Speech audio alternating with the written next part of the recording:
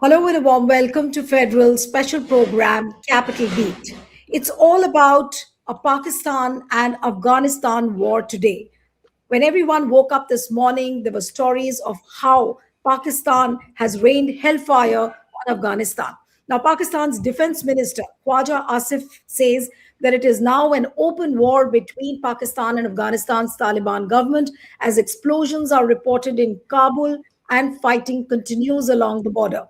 Hours earlier, Taliban government spokesperson Zabihullah Mujahid said Afghanistan was carrying out large scale offensive operations against the Pakistani military along the Durand Line that separates the two countries. So, the big question is that what has really snowballed the situation? What is the trigger for this kind of a war between Pakistan and Afghanistan?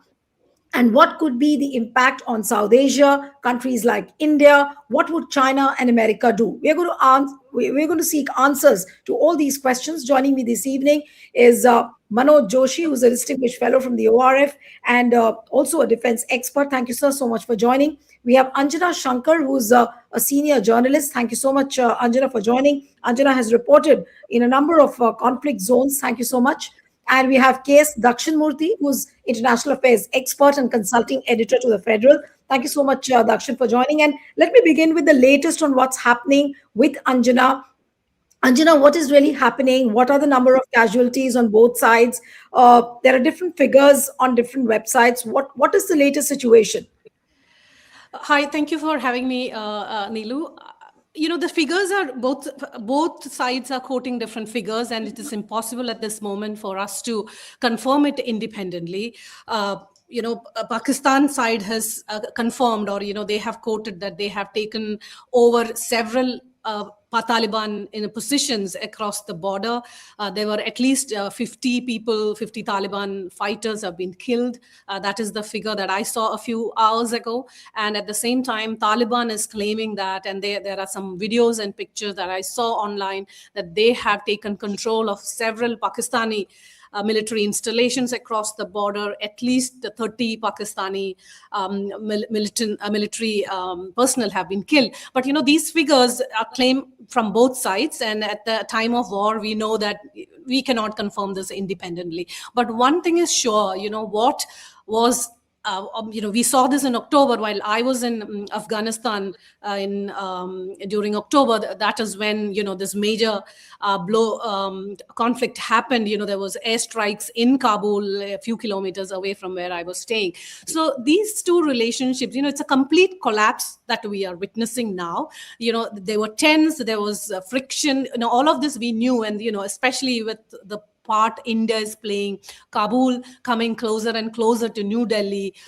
We have an upgrade of our mission in Afghanistan. We have a complete the mission upgrade to an full-fledged Indian embassy. There was visits, high profile visits to India by Kabul, and they also have sent their first ambassador to Kabul. So all of this is a big blowback for Pakistan, and I think all of this have contributed for this strain in a relationship, kind of a friction in the relationship, to a complete open confrontation now. I'll come to Manoj Joshi. Manoj, how do you really see this escalation between Pakistan and Afghanistan? What are the real factors? Mainstream media channels have been talking about the Durand Line. Of course, is that the trigger, or there are several other reasons? Because this war has been there for some time, and this kind of a conflict has been there for almost, I think, a few months now. Well, you see, the thing is that the Pakistan accuses the Taliban government of supporting the Tehreek-e-Taliban Pakistan, which is a Pashtun group which is seeking Pashtunistan, and neither the Afghans nor the Pashtuns in Pakistan recognize the Durand Line as the border. And so there have been constant accusations from Pakistan that Taliban has been harboring armed groups that carry out attacks in Pakistan. See, when this new Taliban government had come to power, Pakistan had hoped that the Taliban government would help to generate a truce between the Tehrik-e-Taliban Pakistan and the Pakistani authorities. But instead of playing the honest broker, the Taliban started systematically favoring the TTP. And I think that is the beginning of the friction that led to the breakdown. And then, of course, you know that in October there was a ceasefire negotiated by the Qataris. And Yeah. it's that ceasefire which has now broken down. No, but where is this, Manoj? To you, where is the situation now headed to? Do we see it? Do we see a further escalation, or do you feel that the countries might mediate, which many of them have offered? Can they mediate and control the situation? Well, I think there will be parties seeking to restore the ceasefire, and I think neither side would want the confrontation to go further because you see, neither side can really afford it. I mean, say, as far as Pakistan is concerned, they are more concerned about, they're more worried from their security point of view that India will take advantage of this. As far as the Afghans are concerned, the Taliban have never really threatened targets beyond their own borders. They are basically happy to live within Afghanistan. And you know that the Taliban has a very authoritarian kind of a mental framework. But they have not exported, their ideology. But when it comes to the TTP, things are different because the Pakhtuns do not recognize the Durand Line. They don't recognize that there is a division between them. So besides that Pakhtun issue, the Taliban are not interested in going beyond that. And I think what they would have wanted is some kind of a Pakistani acknowledgement of that with the TTP, if the Pakistanis had made truce with the TTP. But the TTP also had fairly extensive demands. So I think that has been would be a problem. So I don't see this going beyond. Pakistan has been using air power mainly. That's very convenient because the Taliban does not have significant air force. So the Pakistanis they bombed Kabul, they bombed Kandahar, but when it comes to the ground situation is in the Taliban's advantage because both sides of the border is peopled by Pakhtuns, and the Right. TTP is also very active out there. Right. Okay, let me come to Dakshin now. We have so many wars. Donald Trump keeps talking about the fact that he's stopped 8 wars since the time he's become the president, and now we see another escalation between Pakistan and Afghanistan. Do you think that U.S. might mediate and take control of the situation, or it will just wait and watch, see how much of escalation happens, and then probably it might respond? What is going to be the impact? And how would US respond to it? This is, I think, one conflict that the US so far hasn't shown much interest in, and neither will they be. After all, in 2021, they were, virtually kicked out of Afghanistan, and the Taliban and the US have shown absolutely, they don't have any kind of a relationship. And then also the US is really not particularly concerned about the fighting that's going on. They've actually literally, they've actually washed their hands of it. So I don't see the US intervening in this in any way. If at all there is going to be some kind of a mediation, the chances are it will be China that will play a big role, because China is of course extremely close to Pakistan, and China and the Taliban are also, they have forged some kind of a fairly substantial relationship. The Taliban, Afghan Taliban requires China for their investment, for development, etc., etc. So, if at all, in fact, China today has offered to mediate. In fact, they have stated that they are actually already in the process of mediating, and they're already talking with both sides. So that is what is more likely. I mean, I don't think the US will play any role, and I don't think they'll be particularly interested. But definitely not Trump. you were saying that definitely not Trump, because since they were booted out of Afghanistan, they would rather sit and watch. But coming to you, Anjana, how do you think, what's going to be the impact on South Asia and specifically India? Because any kind of instability, whether it is Pakistan or whether it is Afghanistan, is surely not a good omen for India. So, what is the kind of impact you see with this escalation on South Asia and specifically India? See, India has, as I mentioned earlier, has now stakes in Afghanistan. We have our skin in the game. We have a full-fledged embassy. We have strategic interest there, and that is one reason why India has grown closer to Taliban, despite the fact that Taliban is not a government that has been internationally recognized in this major human rights issues there. But India has chosen to be closer to Afghanistan because of strategic reasons, and they don't want a strategic gap which would be exploited by Pakistan. But whenever there is this kind of conflicts happening, especially because of India's involvement, India will be drawn, or Afghanistan will become a theater for India-Pakistan conflict, and how it will play out. And whenever there is these kind of forces come into play, there is always a risk that there will be spillover. And especially across the Durand border, you see Pakistan will directly face the consequences of refugee spillover, the border, the trade impact is there. But with this kind of internal conflicts and different coming into play, we have always seen that there will be this non-state actors, and there are plenty of them. There is this Balochistan Liberation Army, there is the Islamic State Khorasan province, the ISKP. These forces will definitely try to exploit the situation, to get into the power vacuum and see how they can take advantage of this. So that could reflect into the border conflicts and into the main concern of India, which is terrorism, cross-border terrorism. And that could have a spillover definitely for India. So that is why India will have to look closely into it and watch out how this would pan for Indian interest and how it would impact us.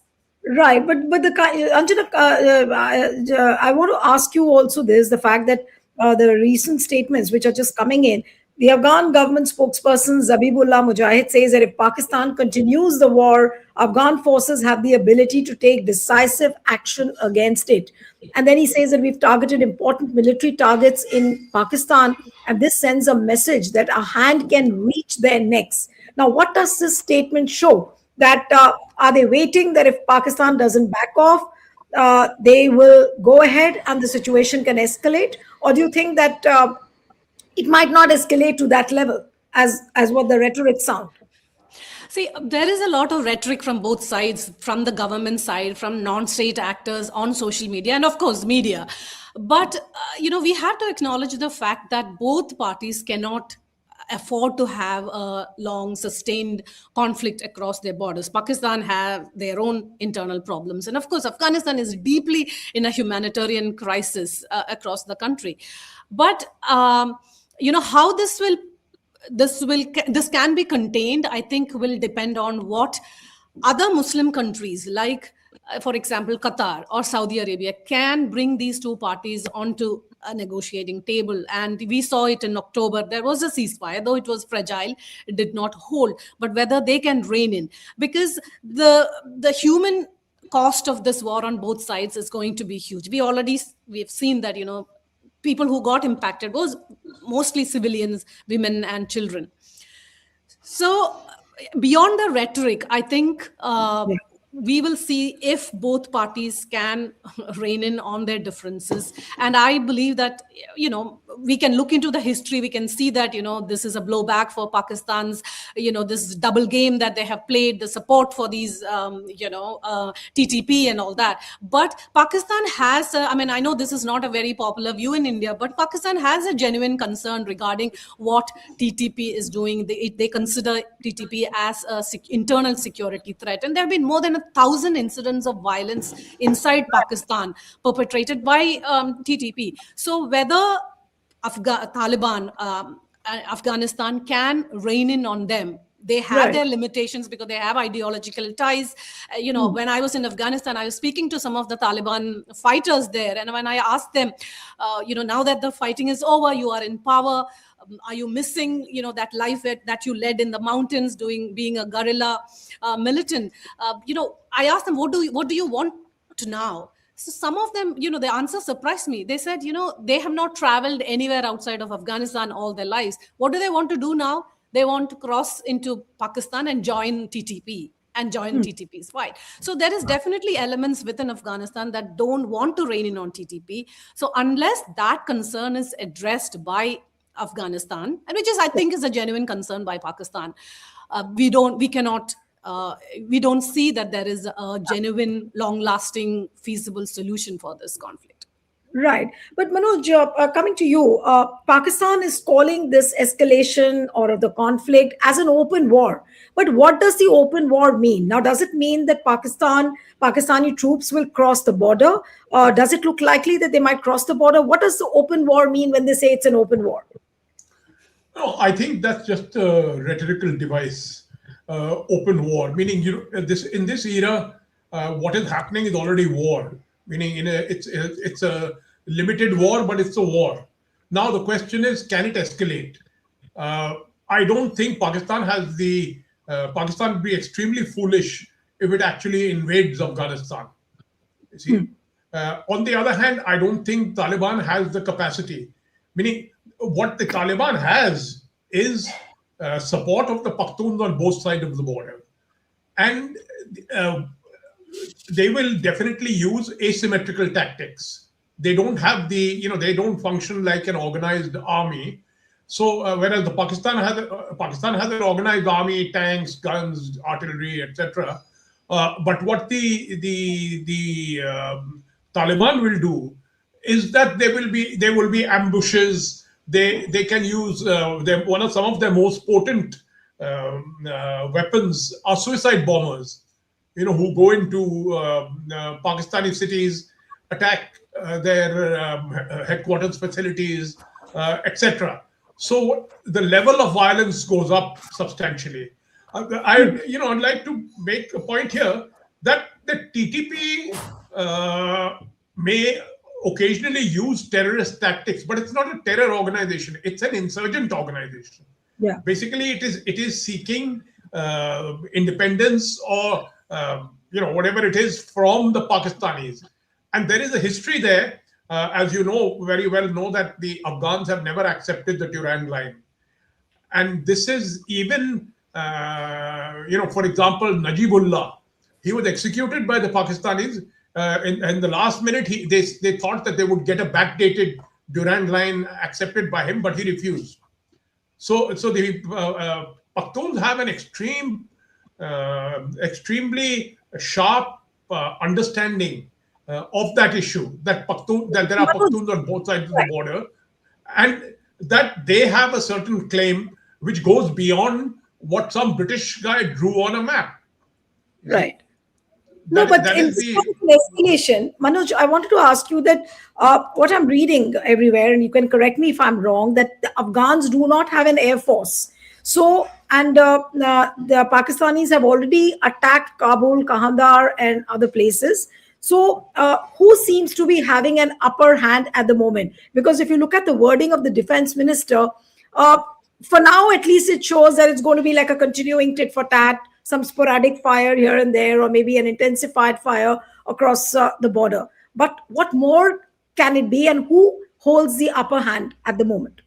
Well, that's the point I'm trying to make to you, that they may have the air force and they may bomb parts of Kabul, but the Taliban have the capacity to launch a campaign, a bombing campaign across Pakistan. They may use truck bombs, they may use car bombs, they may use human bombs. So the impact is the same. Pakistani, they may ambush Pakistani soldiers going to the front. So what I'm trying to say is that it looks, when you use air power, it looks very impressive.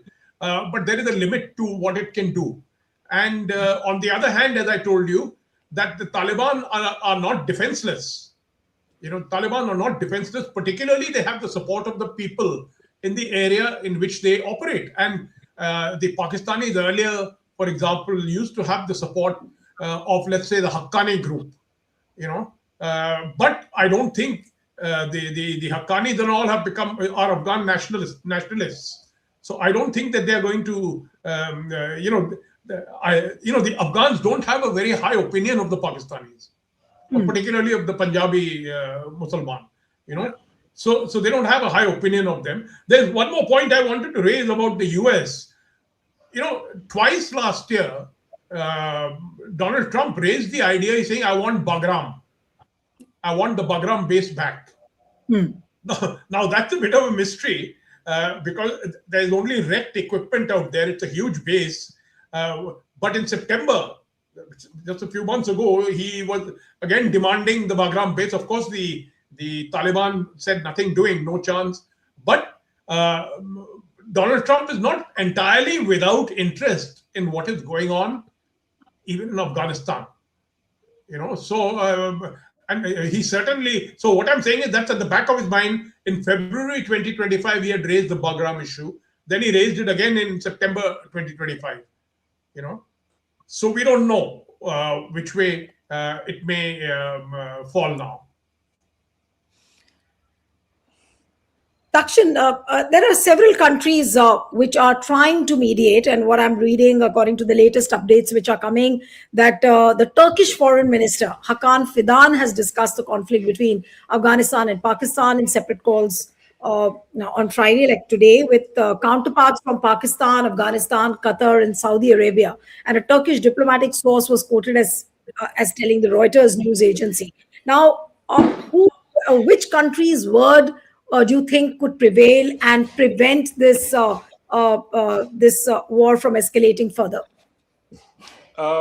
Like you say, there are countries which are close to both Afghanistan and Pakistan, like say Turkey, China. You have the Saudis, then you have, of course, Qatar.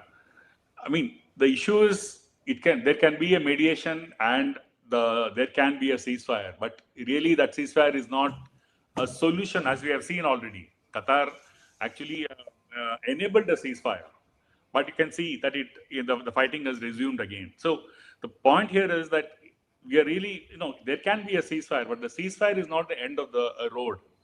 The end of the road really is how do you resolve this issue? Because the ceasefire is there, but the conflict is going to be simmering because the reasons are deeper. The reasons for this conflict are deeper, and it goes right into the heart of the way Pakistan itself is functioned, Pakistan as a state has become, and it is a direct repercussions of what happened way back when the Soviets invaded Afghanistan, and then you had the US, and then you had Pakistan helping the US to fight the Soviets, and all that. So it's the history goes deeper, and what has happened is that the reasons are not so simple that it can be resolved by a ceasefire. Yes, the fighting can stop with a ceasefire, but the issues will remain. The issues as to why this started in the first place will definitely remain. So it's not going to be easy. This is a conflict, as far as I'm concerned, which is going to continue. It's not going to end. Yeah. Right. So you're saying it's going to continue, and what the breaking news coming in is just a 4:34 p.m. Update that Afghanistan wants to resolve its latest conflict with Pakistan through dialogue. This is what is coming in. Anjana, you want to comment on this? Yes. Yeah, I totally agree with what my colleague just said. We can come into a ceasefire agreement as in October, but it is going to be fragile because the fundamental issue has not been solved. And if you look at how can these two countries resolve, and we have seen that it is very easy to start a conflict, but the problem is how do you contain it, how do you end it? There could be miscalculations, hyping of this jingoistic narrative from both sides. But beyond what Saudi Arabia or Qatar can do, I think one country which can maybe bring them and then make them address the core issues is I would bet on China, because China has invested heavily in both countries. Yes. And, any kind of instability across Pakistan's western border would impact China directly. There is this China-Pakistan Economic Corridor, CPEC, which is part of the China Road and Belt and Road issues. And previously, Chinese workers have been targeted during these attacks that happened. So I think Beijing, unlike any other countries, they have this method of quiet diplomacy and not direct military intervention, or they have their style of quiet diplomacy, which I think in this case could work, because Beijing can pressure Islamabad to prevent spillover that can endanger Chinese interests. Yeah, and what I'm seeing, Manoj, I'll come to you and then for the final word to Dakshin. Manoj, I'm already seeing a lot of countries are urging both Pakistan and Afghanistan to quieten down. Now, say, for example, UK has asked both the countries to take steps to de-escalate and re-engage in mediated dialogue. Then similarly, we see Russia urging Afghanistan and Pakistan to halt the hostilities. China calls on Pakistan and Afghanistan to reach a ceasefire. Turkey is already discussing this conflict with Pakistan, Afghanistan, and Saudi and Qatar. Then, so do you think that this kind of a pressure, when it is being put by other countries, then maybe that by evening, and maybe it could be premature to think that maybe by evening or by tomorrow, the things could get controlled? Manoj. Well, the thing is that they could get controlled, but, the basic conflict remains. Why is the conflict taking place? The conflict is taking place because there is a subnational demand in Pakistan of a united Pakhtunistan. They want to be part of Afghanistan. So right now you have two organizations: Tehreek-e-Taliban Pakistan and the Taliban. Now if the Pakistani, the Pakistanis are always known for overreaching. And if they overreach in this case, they will actually succeed in uniting Taliban, getting the Taliban to openly support TTP. See, Taliban is not openly supporting TTP as yet. Yes. See? But the point is that could happen. Secondly, it will push Afghanistan to rely on countries like India, Iran, Russia more. Earlier, Taliban was dependent on Pakistan. See, but if you're talking of, that is why Chabahar, Iran, our way to access Afghanistan. You see, so what I'm trying to say is that there could be geopolitical shifts there, and there could be changes in the way the Taliban looks at the world, particularly that relationship with Pakistan, which was so solid to start with.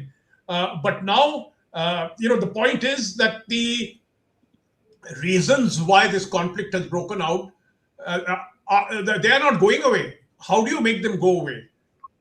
Yeah. Meaning, how do you can have a ceasefire, but how do you resolve the issue? Yes.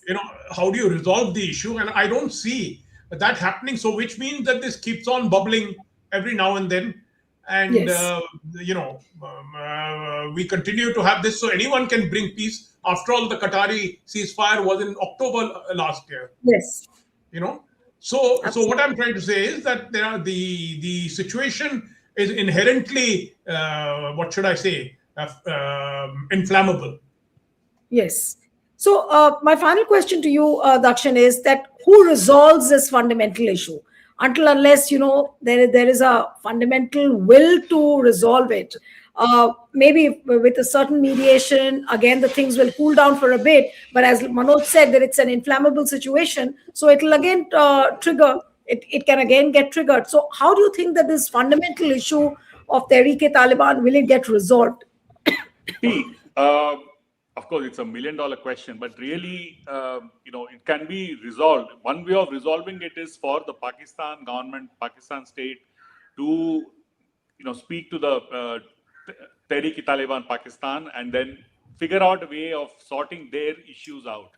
So basically, that is at the heart of this entire issue. So once that gets resolved, obviously the rest of it will follow, because right now one of the main accusations by Pakistan is that the Afghan Taliban is giving refuge to the TTK in Afghanistan, and that's why this fighting that's happening between the two. So if the Pakistan state or the Pakistan government can get around to talking to the TTK and somehow managing to bring down their differences and resolve their to whatever extent possible, then I think it'll, in some ways, it will end the problem.